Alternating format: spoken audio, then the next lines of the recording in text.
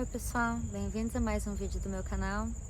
E hoje eu vou compartilhar com vocês uma jornada muito pessoal, mas que eu venho sentindo no meu coração de compartilhar sobre isso, que é a nossa jornada na infertilidade. Eu já tentei gravar esse vídeo diversas vezes e todas as vezes que eu cheguei a gravar, eu me abstive de postar por diversos motivos. Primeiro porque eu estou abrindo uma parte muito pessoal da nossa vida e uma parte muito delicada.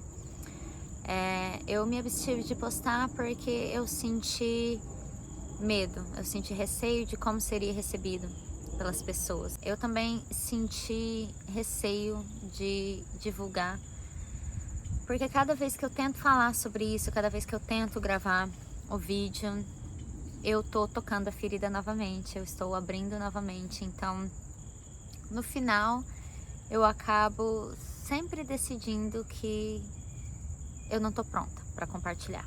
Hoje eu voltei de uma bateria de exames no hospital, eu passei a manhã no hospital fazendo mais exames. Vou voltar no começo e contar um pouquinho da história para vocês, e um dos motivos que me encoraja a querer gravar esse vídeo e contar minha história, porque eu acredito que há muitas mulheres por aí que, assim como eu, silenciam a dor que elas passam e que talvez estejam passando pelo mesmo tipo de dificuldade, de problema que eu e minha família estamos passando, que é a infertilidade.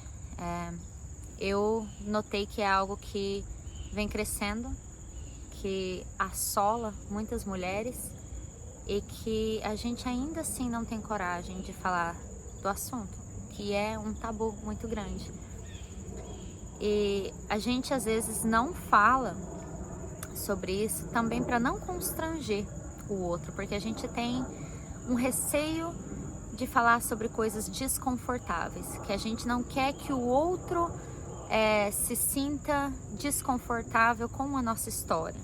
E outra razão que eu venho sentindo muita vontade de falar sobre isso é o fato que eu recebo muitas perguntas o tempo todo, cada vez que eu abro uma caixinha no Instagram, de quando eu vou dar um irmãozinho para minha filha, de quando a gente planeja ter mais filhos. Eu falo no meu Instagram que eu sou aberta à vida e levo algumas pessoas a questionar se eu sou aberta à vida porque eu só tenho uma filha. Então, talvez esse vídeo vá responder muitas questões a respeito. E eu vou começar o vídeo contando para vocês que nós temos batalhado contra a infertilidade por mais ou menos um ano. E é algo que eu nunca achei que eu fosse passar, porque quando nós decidimos engravidar da Eva, eu estava tomando anticoncepcional na época. E minha ideia, minha mentalidade era muito diferente do que é hoje. Eu evolui muito na minha fé e no conhecimento da verdade que eu tenho hoje, mas na época eu não tinha esse conhecimento. Então eu tomava anticoncepcional até o momento que a gente decidiu engravidar, e nós não passamos por dificuldade nenhuma. Em 3 meses que eu parei o anticoncepcional, a gente engravidou. Foi uma gravidez tranquila, sem problemas. A Eva veio super saudável, embora ela tenha chegado antes da hora, né? Ela não chegou a ser prematura, mas ela veio com 37 semanas. E ela sempre foi uma criança muito saudável.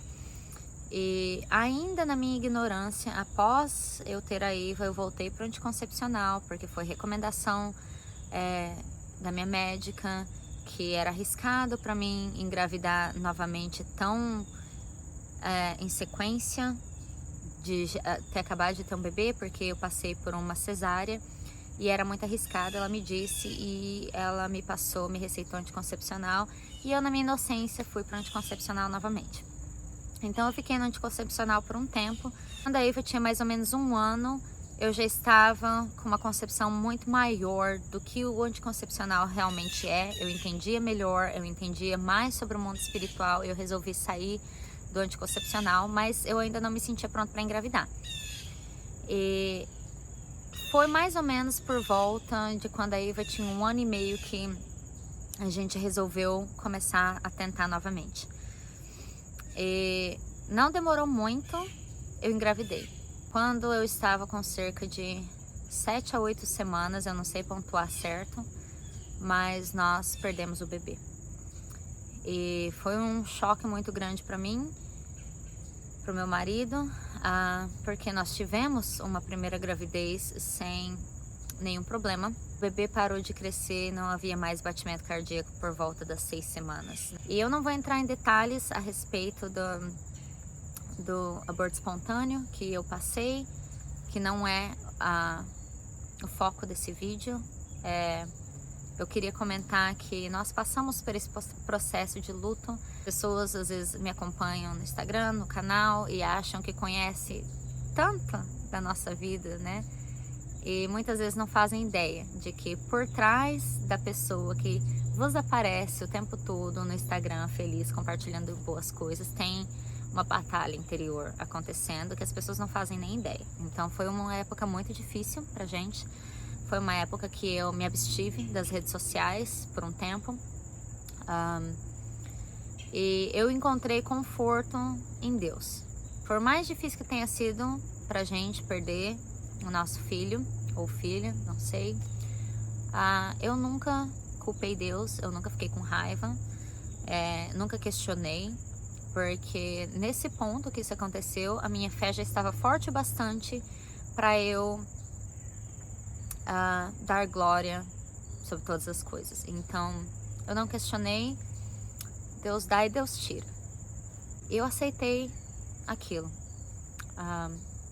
aceitei aprender as lições que viriam com isso, e uma delas era confiar mais e entregar. Outra coisa que eu aprendi é que nós temos na nossa concepção tão pequena, tão humana, de que ser mãe é um direito, e não é. Ser mãe é um privilégio. Nós podemos planejar a gravidez, nós podemos evitar a gravidez, nós podemos esperar até o momento que a gente se sente pronta, nós podemos dizer agora não ou agora sim, mas no fundo, e eu quero que vocês entendam isso, principalmente se você ainda não é mãe, se você ainda acredita que você pode escolher quando vai acontecer, que você pode planejar tudo nos mínimos detalhes quando você estiver pronta, e eu quero te dizer que não vai depender de você. A gente pode preparar tudo, a gente pode estar pronta, a gente pode ter condições financeiras de manter uma criança, mas quem dá a vida é Deus. Você pode dizer, eu vou engravidar quando eu me sentir pronta, eu vou planejar o meu filho quando... Não. Você pode estar com tudo pronto, você pode estar preparada, mas se Deus não quiser, não vai vir. Então, foi outra lição muito importante que eu aprendi, que eu não estava no controle de gerar vida, porque o meu corpo é só um vaso, né? A vida mesmo quem dá é Deus. E isso também me fez entender outra lição muito importante, que é que toda gravidez que acontece, ela foi antes planejada por Deus. Para uma vida chegar ao mundo, para uma vida chegar ao ventre, ela foi antes planejada por Deus. E se essa vida vem, a mulher tem essa criança, é porque Deus, antes dessa criança vir ao mundo, Ele já planejou aquela vida e Ele já tem um propósito para aquela vida. Então não existe gravidez indesejada, porque não existe vida indesejada. Então foi outra lição importante que eu aprendi, que toda vida que vem ao mundo, ela foi planejada e ela tem um propósito aqui. Então nós não estamos no controle de tudo, nós pensamos que estamos, né? Mas não depende de nós. Faz um ano que todos os meses nós tentamos engravidar e sem explicação nenhuma nada acontece. Até os 12 meses, os primeiros 12 meses que você está tentando engravidar e a concepção não acontece, não é considerada infertilidade. Quando as pessoas perguntam o porquê que eu não estou dando uma irmãzinha para minha filha, o porquê que eu ainda não engravidei, quando vem o segundo, eu entendo que as pessoas não fazem isso por mal, mas eu espero que esse vídeo acorde algumas pessoas também para essa questão, porque embora não tenha nenhum sentimento negativo por trás dessa pergunta, você nunca sabe o que a outra pessoa está passando. E cada vez que eu preciso responder uma pergunta dessa, o meu marido também passa por isso, né? é uma ferida novamente que se abre, porque o que a gente fala pro outro? E é engraçado que a gente sempre se sente com medo de constranger o outro com a nossa resposta. Eu já vi questão assim de pessoas que estão casadas há anos e não têm filhos ainda, e as pessoas perguntam, ai, quando que vai vir? Gente, vocês não sabem as lutas, as batalhas que esse casal tá passando. Vocês não sabem o motivo de alguém não ter filhos ainda, ou de alguém ter apenas um filho. Eu espero que, se você está assistindo esse vídeo, você passe a ter um pouquinho mais de empatia também e evitar fazer esse tipo de pergunta pessoal, porque se a pessoa sente o desejo de compartilhar a batalha dela com a infertilidade, ela vai se manifestar em algum momento. Mas não cabe a você perguntar ou pressionar alguém o porquê eles ainda não têm filho, ou porquê eles não dão um irmãozinho, né? Às vezes é uma opção da pessoa, mas nem sempre, né? E eu recebo essa pergunta todas as vezes que eu abro uma caixinha no meu Instagram. Então, toda vez que eu recebo essa pergunta, me dói novamente. Eu encontrei forças para gravar esse vídeo, porque eu sinto que talvez seja importante, e se eu puder ajudar uma pessoa, uma mulher que esteja passando por isso, já vai ter valido a pena. Para te dizer que você não está sozinha. Eu tenho certeza que no silêncio tem muitas mulheres que passam pela mesma coisa e elas não se sentem abraçadas o suficiente para falar disso. E eu sei que esse é o meu caso, porque até para as minhas amigas mais próximas, eu demorei muito tempo para abrir e dizer que, na verdade, a gente vem tentando desde a época que a gente perdeu o bebê.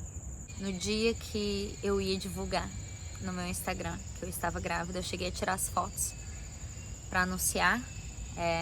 Eu tinha comprado uma camisetinha para Eva dizendo Big Sister, né? E Seriously? a gente fez umas fotos dela segurando uma plaquinha dizendo fui promovida a irmã mais velha. You're gonna be a big sister? E no dia seguinte foi quando eu descobri. Então foi triste porque eu tinha contado para minha família naquele dia e no dia seguinte eu tive que voltar com a notícia dizendo que eu tinha perdido o bebê. Queria compartilhar a minha história com vocês para dizer que é algo mais comum do que parece, que não é porque as pessoas não estão falando sobre isso que não acontece, que você não está sozinha. Talvez o recado mais importante disso tudo é para que as pessoas entendam que Deus dá e Deus tira, e só cabe a Ele decidir quando nós poderemos receber o dom da vida, porque novamente não é um direito, é uma graça concedida. No fundo a gente não sabe a luta diária e as feridas que cada um carrega. E é isso, gente. Um beijo, até a próxima.